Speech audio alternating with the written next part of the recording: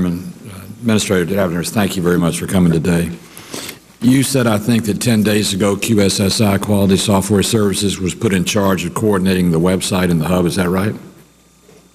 Were you aware that in June of this year, the Inspector General issued the following report on QSSI that said Quality Software Services, Inc. did not sufficiently implement CMS required information system security controls over USB ports and devices, thus risking exposure of personal identification information for over 6 million Medicare beneficiaries? Were you aware of that? No, sir. Okay, I'd like to put in the record the IG's report from June because it did expose it. Because of their lack of discipline in following federal information, they exposed over 6 million Medicare beneficiaries' information. And the reason I bring that up is, I don't believe everything I see on television. In fact, I try and check everything out. But this morning, what seemed to be a pretty credible claim that a lawyer in South Carolina who had gone on the website and gotten access and set up an account was called by a man from North Carolina telling him when he went up and put in his password, he got that man's information.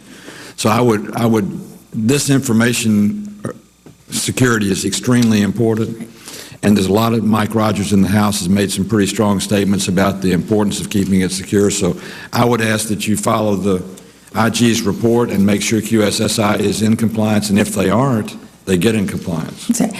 I will follow up on that report, and there's two things.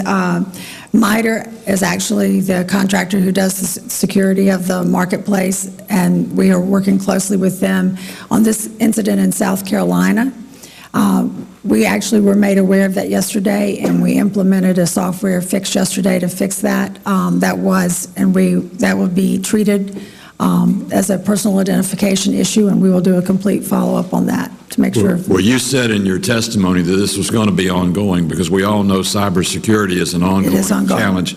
But I think it's critically important to tell whoever you said the person in charge of security was to get with QSSI and make sure they've met compliance. I'll make sure. I'll give you feedback. Secondly, as one who was an independent contractor for 33 years and had about 1,000 independent contractors working for me, most of the people who were uninsured or had lack of access to good insurance were independent contractors because their employer could not by law provide it to them. But what the unintended consequence, yesterday I was with a group of them in Atlanta speaking to them, not about health care, but I had three come up to me, one of them Mrs. Russell, who had her own insurance that she had bought as an independent contractor, who had just received a cancellation notice, had tried to go to the website, couldn't, had called the toll-free number, and had gotten help from a human being who said they would send them the information, but they could not guarantee them when it would come. My point in this is when we passed the Affordable Care Act, it precluded insurance agents from being navigators and put in a medical loss ratio so high that you could not pay a commission to a salesperson. So the only access to human beings that could be incentivized to tell somebody what's in the plan was either to call the website, go on the website, or find a navigator.